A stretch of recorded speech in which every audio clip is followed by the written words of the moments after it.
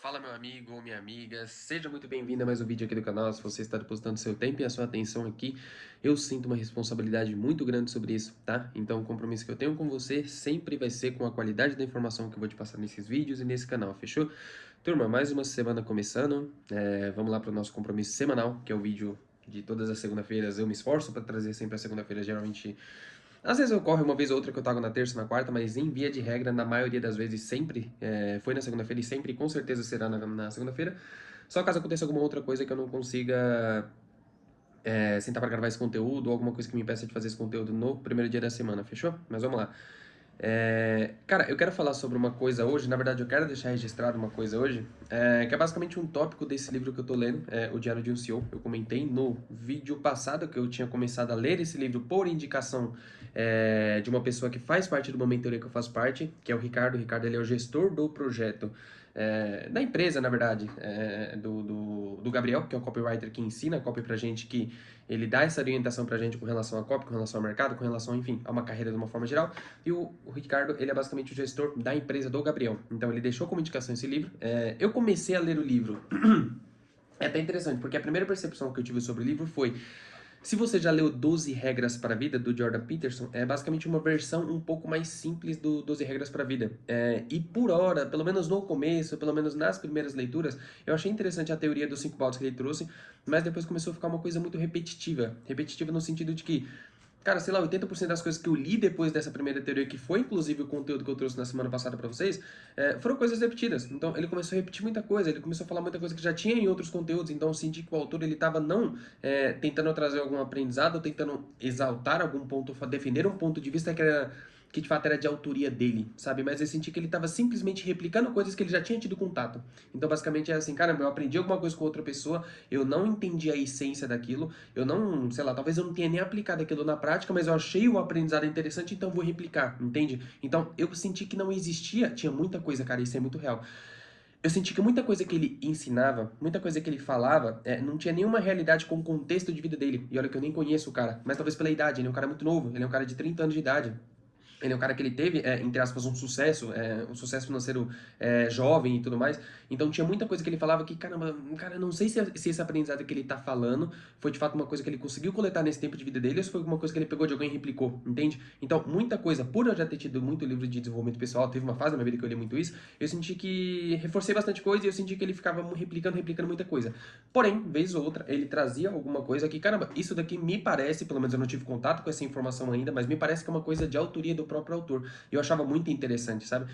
E teve uma coisa que ele falou aqui, que basicamente foi num trecho do livro, que eu achei muito interessante, que é na Lei 25, são 33 leis, ele debruça sobre 33 leis durante o livro inteiro, e na Lei 25 ele fala sobre o poder da manifestação negativa. E cara, eu gostei bastante desse trecho. Eu achei muito interessante eu decidi gravar exclusivo sobre essa parte, porque é uma coisa que tem uma relação muito grande com bastante coisa que eu defendo. E não defendo simplesmente pelo fato de ter gostado do conteúdo, mas eu defendo literalmente porque foi uma coisa que é um tipo de comportamento, é um tipo de pensamento, é um tipo de filosofia que eu tenho na minha vida e que sempre me ajudou muito. E eu sei que continuará me ajudando ainda mais caso eu aprimore ainda mais esse conceito, entende?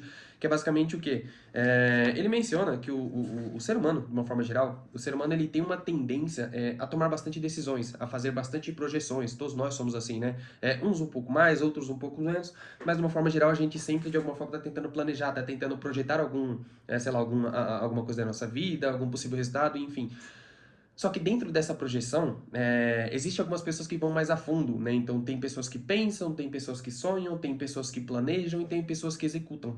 Dessa parte, que é uma parte bem menor das pessoas que costumam executar alguma coisa, existe uma parcela muito grande que costumam executar e costumam tomar decisões que não são decisões tão sábias. Então geralmente as pessoas tomam decisões que são decisões basicamente atreladas e que tem uma certa relação com algum atalho. Então, sei lá, por exemplo, você quer emagrecer, você quer passar por um processo de emagrecimento, você quer construir um corpo legal, ao invés de você, cara, montar uma dieta muito bem feita, chamar um personal, montar um esquema de treino que tem relação com o seu objetivo e tudo mais, que é o caminho um pouco mais difícil, mas é uma coisa certeira, é uma coisa que vai desenvolver você de uma forma muito mais saudável e mais eficiente, a gente sempre quer buscar o atalho, então a gente vai no mais fácil, a gente, sei lá, quer tomar algum tipo de chá que emagrece muito rápido, a gente quer, sei lá, usar aquela caneta lá que emagrece um pouco muito rápido, então ele fala que o ser humano ele tem uma tendência a buscar atalhos, e geralmente, nas nossas decisões, na maior parte das nossas decisões, tem esse atalhozinho e tem esse esquemazinho, um jeitinho brasileiro que a gente sempre tenta fazer. E que existe o lado ruim disso. E o lado ruim disso é basicamente que, por si só, quando a gente toma algum tipo de decisão, que não é uma decisão que a gente já tomou, sei lá, num passado, então que a gente não consegue ter um repertório se aquilo vai dar certo ou não, existe uma probabilidade muito grande disso dar errado. E existe uma probabilidade ainda maior disso dar errado caso a gente tente buscar qualquer tipo de atalho com relação a essa decisão que a gente está tomando, entende? Então, isso geralmente costuma chegar numa consequência que é a merda. Que é basicamente, cara, isso foi totalmente longe ou isso foi muito fora do que eu estava planejando. Eu fiz um planejamento, eu decidi basicamente que eu queria alcançar algum objetivo, eu fui muito otimista, eu pensei, eu me planejei, eu fiz planos e o resultado não foi como esperado. Então, eu cheguei num estágio que não deu certo. Então, para dar um resumo, geralmente as decisões, qualquer tipo de decisão, qualquer tipo de projeção que a gente faça para nossa vida, existe uma probabilidade muito maior de dar errado, caso seja alguma coisa que você nunca tenha feito, tá? Então, existe o seu repertório de conhecimento, enfim, só que existe uma probabilidade muito grande disso dar errado, e existe uma probabilidade ainda maior disso dar errado, caso a gente tome qualquer tipo de decisão que seja baseada em um pouco de atalho, caso seja uma coisa que a gente não quer pagar, tipo, o real preço de conquistar aquilo. A gente quer aquilo muito rápido e a gente sempre quer buscar uma forma mais rápida de alcançar aquilo. Esse é o resumo, tá? E quando ele fala sobre o poder da manifestação negativa, é uma coisa que eu concordo muito, porque geralmente ele fala. Geralmente não, ele fala que existe uma importância muito grande em a gente ser muito positivo e a gente ser muito otimista com relação a uma projeção que a gente faça. Porque, obviamente, ninguém vai sentar e fazer um planejamento de vida, um planejamento financeiro visando, sei lá, uma consequência ruim. Então, caramba, eu quero alcançar o objetivo porque isso vai me fazer mal, eu quero alcançar o objetivo porque isso daqui vai ferrar com a minha família. Não, então geralmente a gente tem uma visão muito positiva sobre os objetivos e sobre as coisas que a gente quer alcançar. Mas geralmente, na maior parte dos casos, a gente tende a ser muito otimista, a gente tende a ser muito positivo a ponto da gente ofuscar, cara, o planejamento negativo também com relação àquilo, a ponto da gente não considerar as possíveis consequências que aquele planejamento, que aquele comportamento, enfim, pode trazer para nossa vida, sabe? Então, dentro do planejamento, geralmente a gente é otimista, a gente tem uma visão positiva, só que a gente não considera o que pode dar errado e o que que a gente vai fazer caso aquilo dê errado. E geralmente essa falta de, essa ausência de não planejar o que pode dar errado e as consequências, o que que a gente vai fazer com relação com aquilo, geralmente é o que faz a gente morrer, entre aspas, sabe? Tentar exemplificar o que na minha cabeça seria morrer. Basicamente é, sei lá, cara, você tem um trabalho CLT e você decide que você quer tentar alguma coisa por si próprio, então você quer empreender, você tem alguma ideia, você acha que você tem expertise para fazer alguma coisa e você sai do seu trabalho de CLT, beleza? Qual que seria o pior cenário possível com relação a essa decisão, com relação a essa ação que você tomou? Cara, o pior cenário possível seria você sair, você fazer tudo errado, você quebrar, você ficar com dívida e você ter que voltar àquele padrão, modelo de trabalho antigo seu, entende? Então, o pior cenário possível é você chegar num estágio em que você tem que recorrer a alguma coisa que você já estava fazendo. Basicamente, porque isso dificultará ainda mais o processo, entende? Então, o cenário mais ideal seria, cara, você considerar basicamente o que de pior que poderia acontecer. Cara, o que de pior poderia acontecer seria eu colocar essa ideia em prática e eu quebrar. Eu não conseguir, essa ideia não validar. Beleza, o que me faria, cara, de alguma forma suportar esse tempo de quebra? Suportar esse tempo em que eu não vou conseguir estar tracionando, tá crescendo? Cara, ter uma reserva financeira muito boa. Uma reserva financeira para que eu consiga custear os meus custos, não só isso, mas para que eu consiga de alguma forma me desenvolver nas competências que eu ainda não tenho e que me fez quebrar esse negócio logo no início, entende? Então, o planejamento financeiro, ter uma boa reserva financeira é um bom planejamento porque você está prevendo um possível cenário negativo, entende? Então, dentro do nosso planejamento, ele fala que a gente tem que ter essa previsibilidade do que pode acontecer de ruim, entende? Só que isso não se limita somente à questão financeira. Por exemplo, eu trabalhava no modelo CLT e eu nunca gostei do modelo CLT. Eu já falei muito isso em alguns vídeos. E quando eu tomei a decisão de parar de trabalhar no CLT, no formato CLT, que é um formato que eu odiava trabalhar, cara, era um contexto e era uma realidade de vida muito diferente da que eu tenho hoje. Então, por exemplo, eu não tinha filhos, eu nem morava junto com a Camila. Ainda, na verdade, eu tinha acabado de mudar com a Camila. Mas quando eu olhava pra minha realidade, eu pensava, caramba, qual que é o pior cenário que poderia acontecer aqui? O custo daquela decisão seria um custo muito baixo, sabe? Porque, sei lá, de alguma forma eu poderia recorrer a alguma outra coisa porque eu não tinha tanta responsabilidade na minha vida, eu não tinha um filho, eu não precisava garantir basicamente ter um processo de garantia, ter uma garantia maior, por exemplo, de previsibilidade, nem nada disso. Então, o contexto, ele me permitia fazer aquilo, sabe? Só que, mesmo com esse contexto, eu tinha mais ou menos na minha cabeça uma projeção do que eu faria caso aquilo fosse dar errado, entende? Então, dentro do meu planejamento positivo, de sair, de tentar alguma coisa, de entrar no digital, de prestar serviço no digital, de ter um modelo de trabalho com o qual eu consigo ser um pouco mais flexível nas minhas coisas, etc., que eu consiga conciliar os meus estudos e tudo mais, e tudo isso que, no fim, entra no pacotinho de coisas positivas.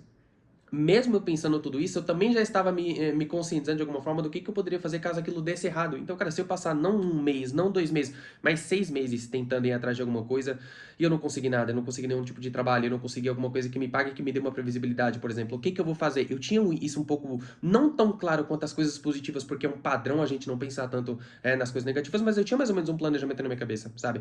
E foi o que aconteceu. Eu tinha como plano, sei lá, em um mês conseguir alguma coisa. Eu não consegui em um mês, eu consegui quase depois de 3 meses. Mas por eu ter tido um pouco desse planejamento de o que eu vou fazer caso as coisas derem errado, conversei com a Camila, me alinhei com a Camila sobre o que a gente faria. Caramba, não vai entrar dinheiro, então você consegue pelo menos por um tempo bancar a casa aqui, você consegue pegar parte do dinheiro que a gente rachava o aluguel na época, a gente rachava o aluguel, você consegue custear os nossos custos, pagar o aluguel, pagar a conta, você consegue, então tinha um pouco desse planejamento do que, cara, o que a gente vai fazer caso isso daqui dê errado, entende? E é extremamente importante a gente ter esse olhar mais real pra coisa, porque, cara, a probabilidade que isso aconteça é muito grande, entende? Então, nunca, sei lá, são raras as exceções que a gente faz um planejamento, que a gente tenta fazer alguma coisa e aquilo sai de fato como planejado.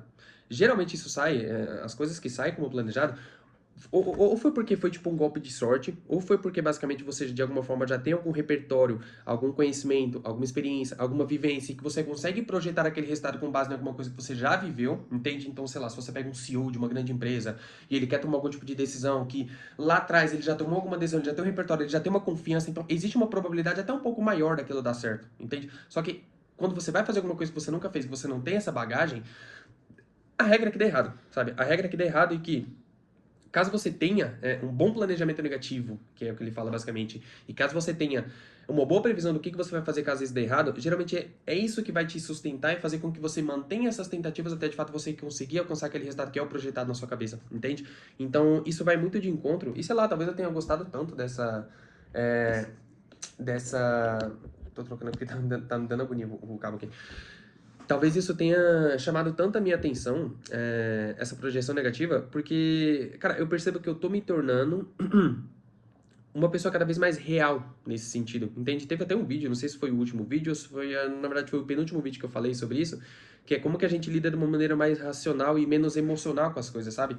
Dado o meu envolvimento com o trabalho nos últimos 3 anos, dado o envolvimento que eu estou tendo com o mercado, com habilidades técnicas, com me desenvolver, em ter contato com pessoas, não pelo fato de eu gostar ou não da pessoa, mas talvez porque aquela pessoa vai me ajudar em determinada coisa na minha vida. Então, dado tudo isso, eu comecei a perceber de alguma forma que o mercado em si, o trabalho em si, o ganhar mais dinheiro, o estar dentro do mercado e de alguma forma você se desenvolver, é puro racional, não é emocional. Você não está lá porque você gosta, pela sensação de gostar, você está lá porque de alguma forma você precisa estar lá. Então você faz alguma coisa porque você entende a importância daquilo com relação ao objetivo que você queira, entende? Então o excesso de contato e o excesso de fazer essa coisa repetidas vezes, pelo menos no meu contexto, na minha vida, me tornou uma pessoa um pouco mais racional nesse sentido. Então acabou que isso, cara, de alguma forma expandiu para uma série de outras coisas. Então hoje eu consigo ser racional no sentido, sei lá, de acontecer alguma coisa ruim, alguma coisa que a gente não estava planejando. Eu entendo que existe o sofrimento, existe o emocional atrelado a esse acontecimento. Só que qual que é a maneira mais prática que a gente consegue fazer, que eu consigo lidar para que eu resolva essa situação de alguma forma, entende? Então hoje é meio que de alguma forma, sou um defensor muito grande dessa racionalidade, dessa visão um pouco mais real para as coisas, de você olhar a realidade da forma que ela de fato é, do que você viver num mundo muito de fantasia, entende? Então eu gostei tanto desse capítulo, talvez por ele ter tido essa relação muito forte comigo, porque, caramba, teve uma relação muito grande com as coisas que eu tomei de decisão na minha vida há 3 anos atrás, para as consequências que eu consegui colher até hoje na minha vida, e tem uma relação muito forte com a minha filosofia de vida, entende? Que é você tem que fazer projeções positivas sim, mas o estar preparado, o ter um planejamento para caso aquilo não dê certo, não é que você deve fazer tudo basicamente, sei lá, as coisas têm que estar tudo muito certinho para que você faça alguma coisa. Não, a previsibilidade, a imprevisibilidade, a incerteza, ela faz parte disso e tudo mais. Mas é importante que você saiba que pode dar errado, que a partir do momento que você faz alguma projeção que o resultado de você alcançar aquilo, você, sei lá, de alguma forma conseguir chegar naquele patamar, não depende somente de você, e a maior parte das coisas que a gente faz na nossa vida não depende somente da gente, quando envolve outras pessoas, quando envolve situações que não dependem só da gente, que de alguma forma não está 100% no nosso controle, existe a probabilidade de dar errado, e que é extremamente importante a gente ter consciência sobre o que a gente vai fazer caso isso dê errado, entende? Então, basicamente, é isso.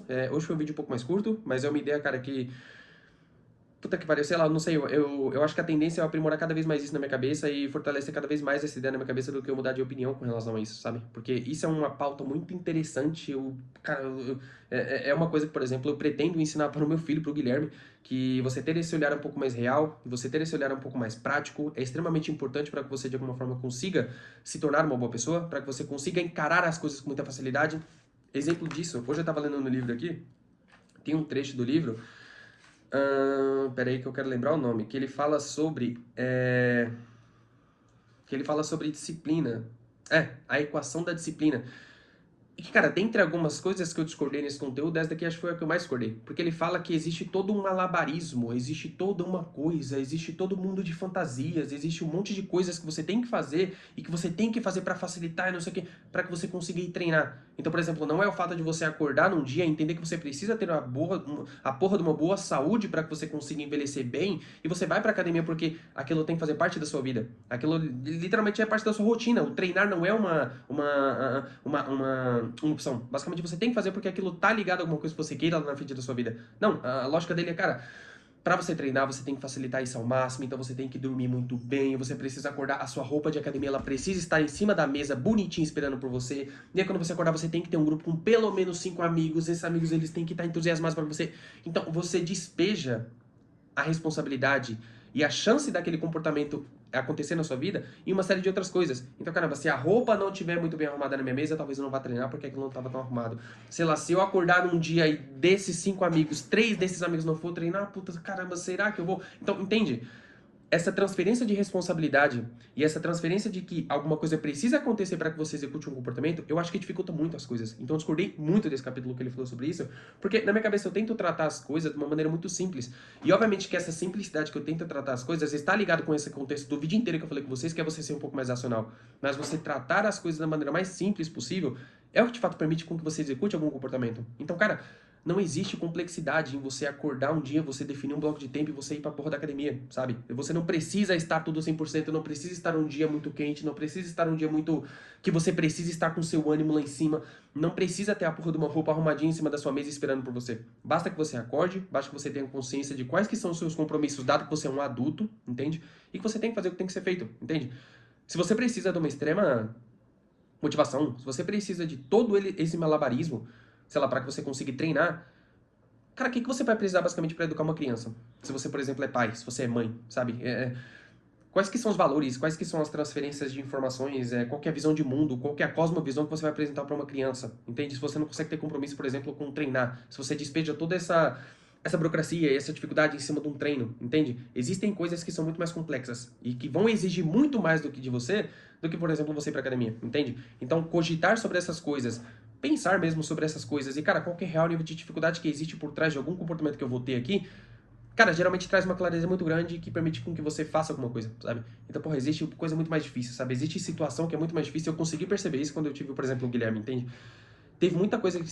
Na verdade, tinha muita coisa que eu tinha muito medo, eu tinha muito receio na minha vida, eu ficava muito preocupado. E eu, caramba, se essa situação acontecer, o que vai acontecer com a minha vida até eu ter um filho? E, caramba, quando você tem um filho, você entende que, cara, você não precisa ter medo de, sei lá, deixar de trabalhar em alguma coisa que você não goste, pra que você migre pra um modelo de serviço um pouco diferente. Porra, você tem que ter medo do teu filho pegar algum tipo de doença que você não consiga lidar. Que teu filho vai pra cama do UTI, por exemplo, que você... Seja uma situação que literalmente foge de tudo do seu controle e você passa por uma situação muito delicada, entende? Então, sei lá, ter filho, pelo menos pra mim, me trouxe muito mais pra realidade nesse sentido. E, obviamente, isso repercutiu em uma série de outras coisas na minha vida, entende? Então, as coisas não precisam ser difíceis dessa forma, você não precisa despejar esse caminhão de dificuldade de burocracia em cima das coisas. Isso foi uma coisa que eu discordei muito dessa parte do livro aqui. Porém, essa parte do poder da manifestação negativa foi uma coisa que chamou muito a minha atenção e eu falei, caramba, eu tenho que gravar isso daqui, porque eu não sei, pelo menos nas poucas pessoas que esse vídeo chegar, possa ser que seja muito útil pra você e assim eu espero que tenha sido, fechou? Turma, uma excelente semana pra vocês, é a última semana do mês. Espero que você faça uma ótima semana, espero que de alguma forma você consiga alcançar as coisas que você está estabelecendo para si, fechou? E no que eu puder contribuir, no que eu puder ajudar na sua vida, seja através de um vídeo, seja através de uma conversa que a gente possa ter, conte comigo, tá? Me chama no Instagram, comenta aqui embaixo, dê a sua opinião e a gente vai se mantendo em contato conforme até que Deus nos permita assim. Fechou? Uma ótima semana aí, valeu!